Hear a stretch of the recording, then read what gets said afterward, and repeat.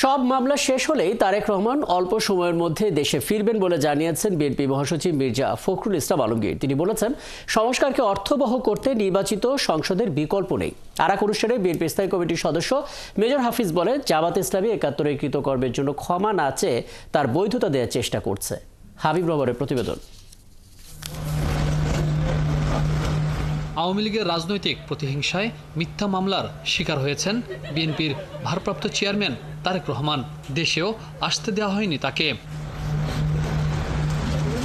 বৃহস্পতিবার গুলশান কার্যালয়ে BNP chairperson Begum Khaleda জিয়ার উপর লেখা রাজবন্দির জবানবন্দি বইয়ের মোড়ক উন্মোচন করেন বিএনপি মহাসচিব। তিনি বলেন, সংস্কারকে অর্থবহ করতে হলে নির্বাচিত সরকারের বিকল্প নেই। দেশকে বিভাজিত করতে উস্কানি দিচ্ছে ষড়যন্ত্রকারীরা।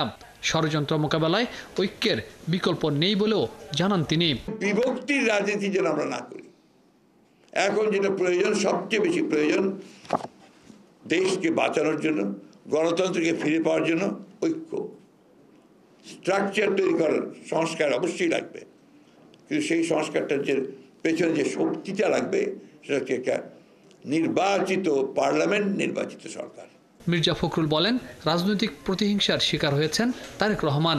মামলা শেষ হলেই দ্রুত দেশে ফিরবেন তিনি। ভারপ্রাপ্ত চেয়ারম্যান সাহেব তিনি মুক্ত হবেন অল্প দিনের মধ্যেই পুরোপুরি কেস থেকে।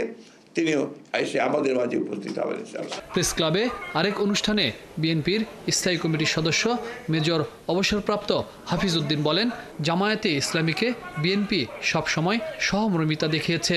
৭১-এর ভূমিকার জন্য তারা ক্ষমা না চেয়ে গণহত্যার অপরাধকে বৈধতা দেওয়ার চেষ্টা করছে। ৭১-এর অবমূল্যায়ন কোনোভাবেই মেনে নেওয়া হবে না বলেও জানান তিনি। গণ অভ্যুত্থানকে স্বাধীনতার উপরেও স্থান দেওয়ার একটি প্রচেষ্টা একটি মহল থেকে আমরা লক্ষ্য করেছি। অত্যন্ত দুঃখের সাথে স্বাধীনতা যুদ্ধের সাথে, স্বাধীনতা সংগ্রামের সাথে কোনো কিছুই তুলনা করতে পারি না। আমরা ভেবেছিলাম এখন একটা সুযোগ এসেছে, এই সুযোগে বোধহয় তারা ৭১-এর ভূমিকার জন্য জনগণের কাছে ক্ষমা প্রার্থনা করবে। সেটি না করে তারা ৭১-এ তাদের ভূমিকাকে জাস্টিফাই করার চেষ্টা করছে। আমরা এই ধরনের উক্তি তাদের কাছে আশা করি না। বর্তমান সরকারকে সমর্থন জানিয়ে মেজর হাফিজ আশা করেন, স্বাধীনতার পক্ষে অন্তর্বর্তী সরকার আরও বলিষ্ঠ ভূমিকা রাখবে।